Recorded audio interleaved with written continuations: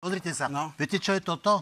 Áno. Toto ste vy. Áno, samozrejme. Po prijatí trestného zákona. Áno, a Povedzte hlavne mi, čomu ste sa tak tešili tomu, pre že Kristove rany? Čo Čurilovci ste vy skončia. Kto? To, že kajúcníci a Pozrite sa. absolútne krivenie To je práva úplne- skončí. Ja som si to naštudoval, som politológ. Pán Michalko, keď vám vyrabujú, a teda nechcem sa vás dotknúť, ale ste teda nepochopený spisovateľ, Dobre. lebo, Pochopený, celkom pochopený, ale vám vyramujú celý byt, tak to, čo vám vyrámujú, bude asi nejaká malá škoda podľa toho nového. Tak sa vám ten, ktorý vám to vyrámuje, sa vám bude smiať, že dostal podmienku. Takže čo to je? Prečo vy ste sa takto tešili tomu?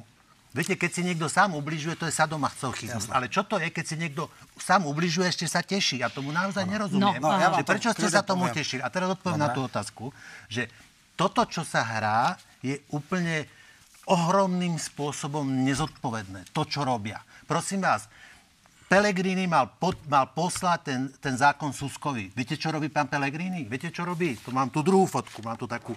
Viete, čo je toto? Dneska si robil videjko na parlamente a si predvolebné video na prezidentskú kandidatúru. Prosím vás pekne, za naše peniaze v budove, ktorá nie je jeho, si točí on svoje prezidentské video a to je čo? Má poslať ten zákon Suskovi a Susko ho má zverejniť v zbierke zákonov, tak jak sa to robilo doteraz.